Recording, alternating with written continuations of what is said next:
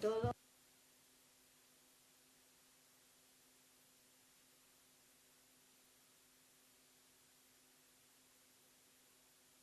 Ay, perfecto. Para mí es un placer, pero además un honor estar en el Parlamento de La Rioja, contándoos las cosas de las que sé realmente, me han pedido que hablara y que comentara esta iniciativa muy importante para una comunidad pequeña, como es esta, de tener su propia ley de ciencia, tecnología e innovación. Yo soy, como Alicia Durán, soy profesora de investigación del CSIC, trabajo en el Instituto de Cerámica y Vidrio, que es uno de los 140 institutos que tiene el CSIC en todo el territorio español. Aquí tenéis el de la vid y el vino, esto, que hace juego con esta comunidad. Pero además soy de los fundadores, de las fundadoras de hace mucho tiempo, hace más de 40 años, de la sección sindical de comisiones obreras del CSIC y además militante de Izquierda Unida desde el propio año 1986, realmente. Pues para hablar de la ley, de cualquier ley de ciencia en este Estado, hay que hablar un poquito de los antecedentes de lo que han sido las leyes de ciencia. La primera, la realmente muy bonita Ley de Fomento y Coordinación General de la Investigación Científica y Técnica, que fue aprobado el 14 de abril del 86, el Día de la República del año 1986.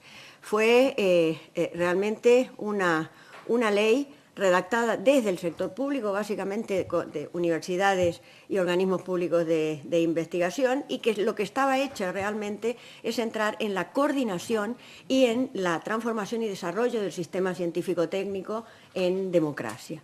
La idea es convertir a ese sistema en una herramienta eficiente para promover la investigación y la transferencia de los resultados.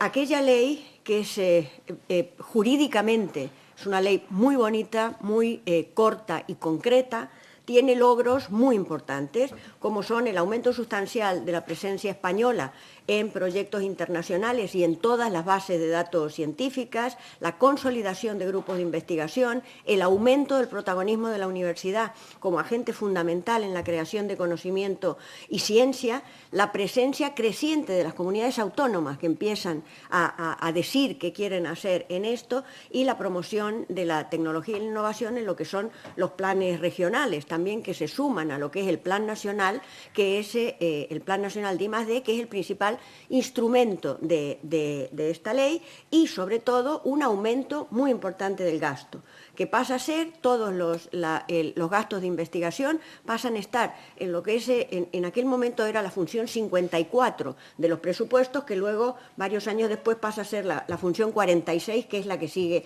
siendo, que es los gastos del Estado en investigación, desarrollo e innovación. Ahí hay un salto muy importante en 1988, que es cuando se pone en funcionamiento el primer Plan Nacional. Estábamos en el 0,72 del PIB dedicado a esto, y llegamos a 2009 con el 1,35, que por cierto es el gasto más alto que ha habido, un salto importante. De todas maneras, esto deja una cantidad de objetivos que no se cumplen. El primero, la coordinación. La coordinación sigue siendo, la coordinación interministerial, por un lado, porque hay distintos ministerios que tienen competencias en I+D, no están coordinados, y sobre todo la coordinación entre las distintas comunidades autónomas. Sigue siendo, lo digo desde ya, una asignatura pendiente donde cada uno va por donde le da la gana, y eso resta eficiencia al sistema, claramente. Hay una incapacidad, por el otro lado, de desarrollar la organización y el régimen de personal. En esa ley dice que en un año tiene que estar aprobado el desarrollo de una carrera para el personal de la investigación. Pues no se cumple, seguimos aquí, la reivindicación de la modificación de la ley, que es la 17/2022, pues seguimos pidiendo carrera para una parte del personal. Y sobre todo, el fracaso de lo que es la promoción e impulso de la investigación y de la innovación empresarial. Esto no es culpa de la ley, esto es un fallo estructural de lo que es el sistema empresarial español, donde realmente la innovación tecnológica no es estratégico. Y estoy hablando de las empresas del IBEX, básicamente, donde la investigación no forma parte de la estrategia. Bueno, esto en 2010 se plantea, o sea, del 86 al 2010, ya pasan bastantes años, se plantea una nueva ley.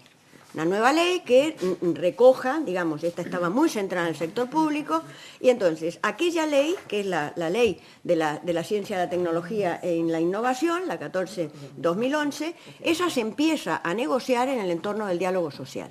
Estamos prácticamente, más de un año, todo 2010 y hasta la aprobación, que es en mayo del 2011, negociando los dos grandes sindicatos de clase, comisiones y UGT, con el Ministerio, al que se suman otros colectivos como básicamente las asociaciones de los jóvenes investigadores, los precarios. Ahí nace la Federación de los Jóvenes Investigadores Precarios. Se llega, esto realmente se avanza bastante, hay montones de borradores, trabajamos mucho, y donde están presentes, además de la gente de los sindicatos, está presente la gente de OPIS, o sea, de los organismos públicos de investigación, la gente de universidad, que son las dos grandes patas, digamos, de desarrollo del sistema. Se llegan a una serie de acuerdos y la cuestión es que para cuando llega al anteproyecto, acordaros, esto es 2011, empieza la gran crisis, o sea, aterriza la gran crisis de lo que es la quiebra de Lehman Brothers, y se hace todo muy rápido. ¿Por qué? Porque el PSOE quiere aprobarla como sea. Llega al Parlamento, y para cuando llega el proyecto de ley ya han borrado una cantidad de cosas de los acuerdos que habíamos tenido en la mesa. Básicamente todos los temas de recursos humanos. Volvemos a la misma película. Y esto, básicamente, esta ley y tal, el anteproyecto como sale, responde a las presiones de los sectores empresariales, que lo que quieren realmente es que poner al sector público al servicio de esto, y que, bueno, hay una enmienda que no se aprueba afortunadamente, de lo que era convergencia, que se inventa en el término de la transferencia inversa, que quiere decir que los objetivos del sector público los pone el sector privado. Es más barato, eso sí. Pero tampoco avanza, o sea, se crean estructuras, digamos, supuestamente para que mejore la coordinación, consejos de comunidades autónomas, el Consejo General, que no funcionan, siguen sin funcionar. Pero el problema básico de esta ley, que es a lo que se llega en la aprobación, es que nosotros lo definimos como una ley contra los trabajadores de la investigación. No hay estatuto del personal, no hay carrera profesional, y además en el Parlamento sucede, el Partido Popular presenta una enmienda que se acepta por el PSOE y que es la nefasta disposición adicional 23, que impide la aplicación de la ley Caldera, o sea, el 15.1 y el 15.5 del Estatuto de los Trabajadores, al sector de la investigación. ¿Qué quiere decir eso? Quiere decir que el sector de la investigación se convierte en una isla de excepcionalidad laboral, donde puede ser precario para siempre. Tú puedes entrar de precario y terminar de precario. Esto, la precariedad, digamos, se convierte en una norma y en lo que sigue siendo todavía una verdadera patología del sector, del sistema científico español. El único adelanto que no es baladí es que es la transformación de las becas predoctorales en contratos predoctorales. Eso es un enorme paso adelante. Hasta ese momento los predoctorales eran becas, o sea, no cotizaban para la jubilación. Yo, por ejemplo, Estuve 8 años trabajando sin cotizar, lo cual quiere decir que en la jubilación luego tienes que, o te jubilas con menos dinero. Este es un gran adelanto, este es realmente un logro espectacular, en particular de comisiones que en solitario había defendido esta idea de los contratos predoctorales, a los que se suma esa Federación de Jóvenes Investigadores con los que vamos juntos y celebramos esta cuestión. Pero claro, la cuestión es que son contratos de formación, con lo cual es que el primer año cobran el 56%, el otro el 60% y el otro el 75%, que tenemos que meter una enmienda para que en ningún caso el sueldo sea menor que el salario mínimo interprofesional. O sea, tienen contratos, pero un poco miserables.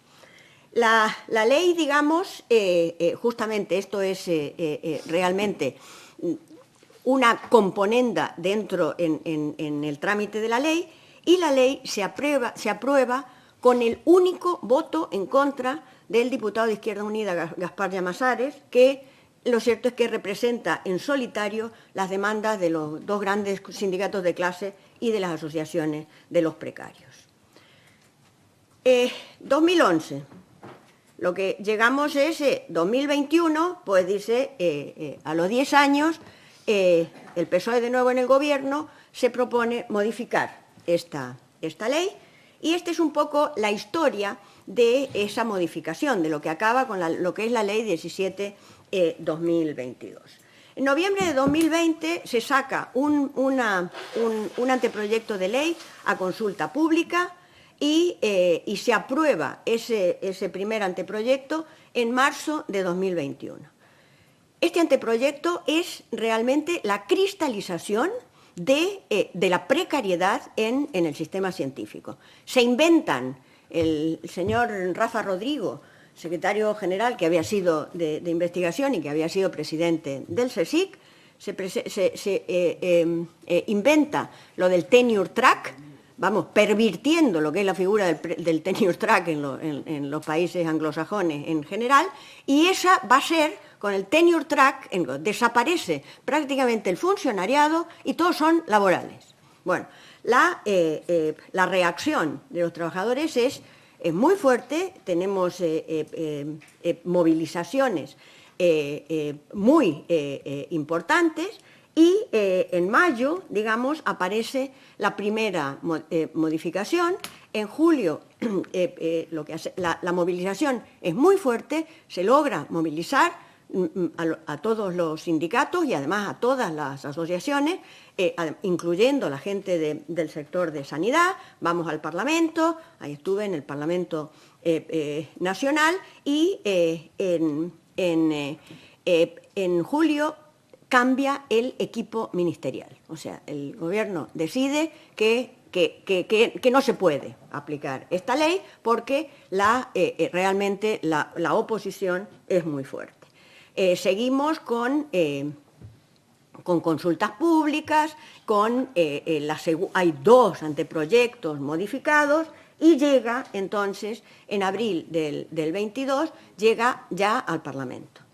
De nuevo, aquí o sea, ya se han olvidado afortunadamente de lo del tenure track, todo vuelve a estar más o menos, pero aquí la reivindicación fundamental es la carrera profesional. La carrera profesional para todo el personal de la investigación. Y aquí una cuestión, y este es uno de los problemas, vamos, que no es, solo hay que corregirlo, es uno de los problemas de base de esta ley que habéis redactado. Aquí solo se habla de personal investigador. La ciencia tiene 3 patas: personal investigador, personal técnico y personal de gestión. Esas son las 3 patas. Y si las 3 patas no están, esa mesa se cae. La ciencia no se puede hacer solo con investigadores. La ciencia se hace con investigadores, con técnicos y con personal de gestión. Y durante la 14-2011 y en esos 10 años se ha ido desarrollando la carrera del personal investigador, esa que empieza con los contratos predoctorales, postdoctorales, más o menos se ha ido estructurando, pero no hay carrera profesional para el personal técnico y muchísimo menos para el personal de gestión. Lo que hacemos es, se aprueba esa ley, que la celebramos, pero en mayo empieza el trámite, todo el trámite de enmienda, seguimos reivindicando básicamente la carrera y finalmente en el Senado ahí nos encontramos con el problema fundamental. Aquí hay, o sea, esta ley, los grandes adelantos y los grandes cambios de la Ley 17/2022, de esta modificación, son cambios en recursos humanos. Y básicamente la cuestión se centra en el contrato indefinido.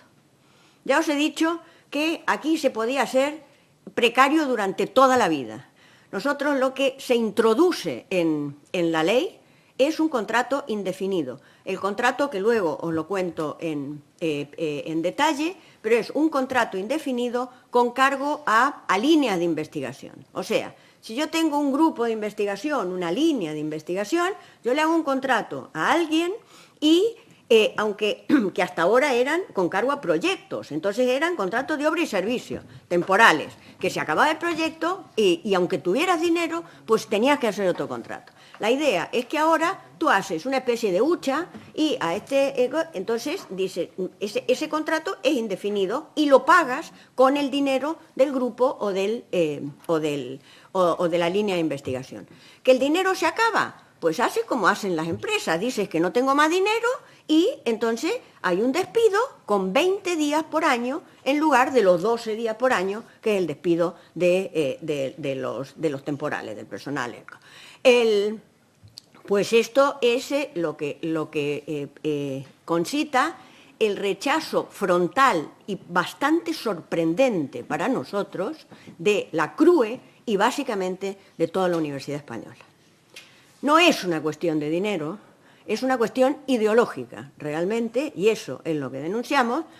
Están acostumbrados a tener al personal regulado y controlado, porque son los que lo que deciden el contrato si siguen allí, y esto, porque además lo dicen en la discusión, es que luego quieren ser independientes. Y dice, sí, claro, es que eso es lo que queremos. Un investigador, por naturaleza, tiene que ser independiente. Lo que hay que hacer es discutir las ideas, aunque sean ideas peregrinas, hay que discutirlas. Para eso necesitamos gente que tenga seguridad laboral.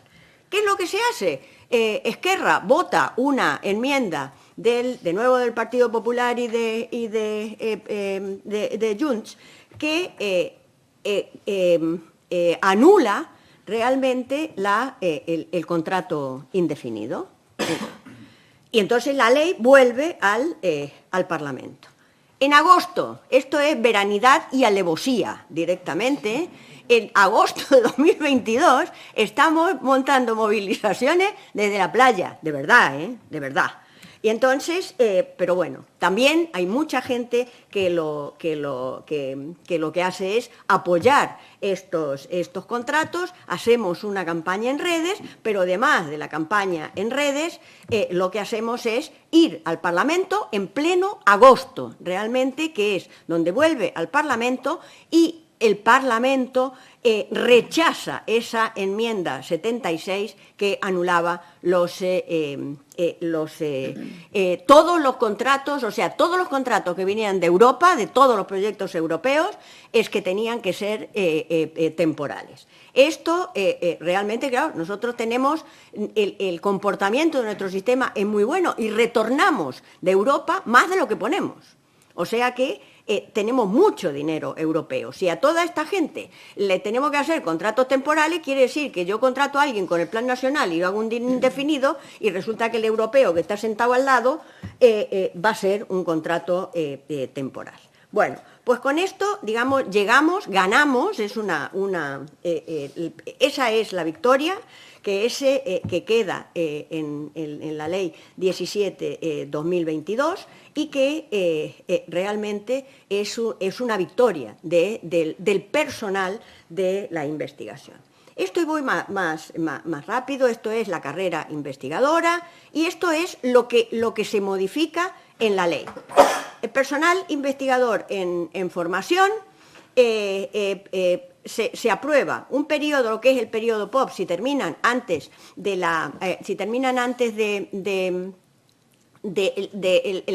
la tesis antes de acabar que se acabe el contrato, pues el resto se les hace un contrato por el 100% del sueldo. Tienen indemnización, que era una reivindicación que se venía haciendo por finalización de contratos. Están contratados dentro de convenios colectivos, lo cual quiere decir que tienen derecho a la antigüedad y el cómputo de duración del contrato entran, digamos, las situaciones de conciliación, con lo cual entran en... Pues eso es la indemnización que cobran realmente, o sea, cobrarán de indemnización más o menos 3.000 euros al final, lo cual está bien, francamente. Y además lo que logramos es que a partir del año 24 todos cobren el 75% del salario del M3 del convenio colectivo. La cuestión es qué pasa con el resto, porque esto se aplica a las FPI y las FPU. ¿Qué pasa con el resto? Pues mira, aquí tenéis el primer compromiso que hay que cumplir con los predoctorales que salgan de esta ley. Asumir realmente que el mismo tratamiento que son para las FPI y las FPU, para que aquí, o sea, los predoctorales, perdón, que no becarios riojanos, tengan los mismos derechos que los del resto del sitio. ¿Qué es las cosas que nos quedan pendientes?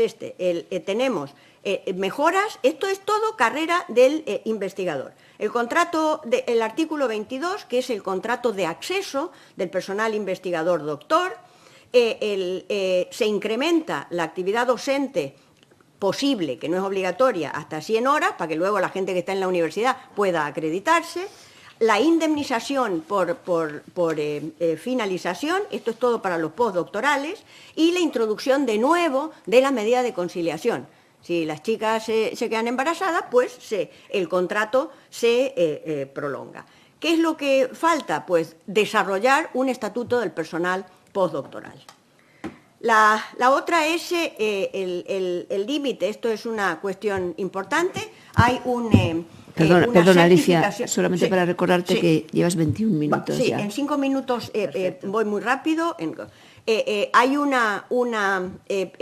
para la certificación, lo que eran los I3, ahora se llamarán R3, hay el 25% de las plazas para acceso al funcionariado de los OPIs estará asegurada para estos que tengan el R3 y el 15% en la universidad.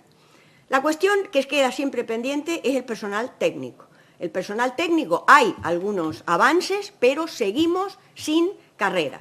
Y eso es lo que todavía estamos reivindicando, la carrera, y para eso, pero esa carrera se va a desarrollar en la Ley de Función Pública, que es la ley que estamos negociando ahora, que sabemos que también a la par se está negociando la Ley de Función Pública. El personal técnico aparece allí. Y este es el contrato indefinido. Este es el contrato que os decían, o sea, desaparecen los contratos temporales. Logramos con esta ley la aplicación íntegra de la reforma laboral en el sector de la investigación, y el personal de investigación alcanza los mismos derechos del resto de los trabajadores y trabajadoras de España, lo cual realmente no es que sean privilegiados, es que lo que era absurdo es que no los tuvieran. Y aquí tenemos, bueno, esto lo podemos pasar, queda para vosotros, lo podéis tener. Esta es la idea de cuál es la diferencia, digamos, que en un caso son 12 días, pero que hay que pagar la indemnización cada vez que el contrato paga. En cambio, en el contrato indefinido son 20 días, pero solo se paga si el contrato hay que cortarlo. Bueno, y aquí hay una guía de cuáles son los contratos que se tienen que hacer, y esto es importante, lo del lenguaje inclusivo, porque esto es lo que no tiene esta ley, que es, debemos hablar de personal de investigación, personal de la investigación o personal de I+D, que incluye al personal investigador, al técnico y al personal de gestión, y no de personal investigador o investigadores, que solo incluye al personal investigador. Hay mucho trabajo pendiente, os lo podéis mirar tanto en propuestas de personal, esto no entra en la ley, pero son cosas que se pueden articular en esta ley, que son propuestas en materia de personal, propuestas en materia de financiación, a pesar de que esta ley es interesante, y sobre todo propuestas en materia de transferencia, que esta ley es muy débil en este campo, y también en materia de gobernanza. Sugerencias a esto: sustituir en todas partes personal investigador por personal de la investigación, en el terreno de la contratación, respetar y seguir el sistema de contratación de esta Ley 17/2022, asegurando la aplicación estricta de la reforma laboral y además traspasarlo también a lo que son los servicios de salud, el artículo 85 de esa Ley 17/2011. En el campo de la gobernanza, la cuestión de la planificación, de nuevo, relacionar y coordinar tanto la estrategia riojana y el plan autonómico con la estrategia nacional y el plan nacional. Hay que evitar duplicidades y hay que hacer eficiente el sistema.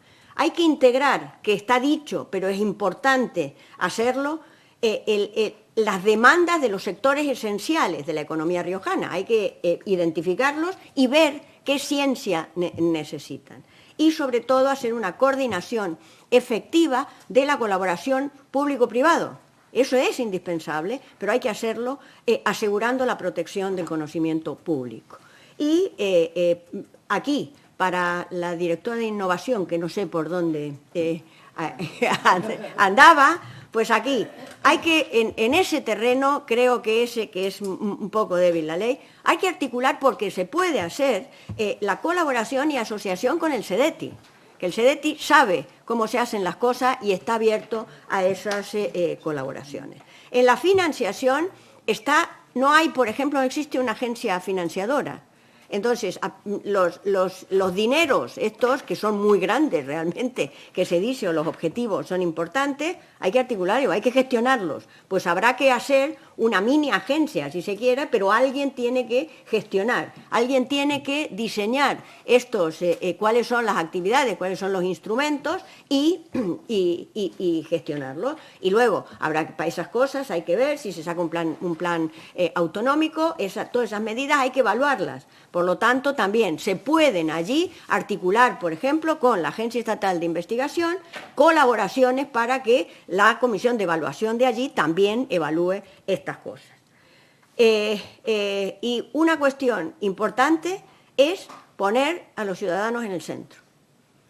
Los ciudadanos son el objeto, o sea, mejorar el bienestar general y asegurar los beneficios de la ciencia para toda la ciudadanía. Eso hay que decir y reconocer la mayoría de edad de los ciudadanos. Son los ciudadanos los que tienen además que tener capacidad de discusión de las demandas y opciones tecnológicas, y eso se hace a través de instrumentos: difusión, divulgación, evaluación del desarrollo tecnológico y el reconocimiento claro que la ciencia es cultura, es parte de esto y debe ser parte esencial de la discusión ciudadana. Perdón por el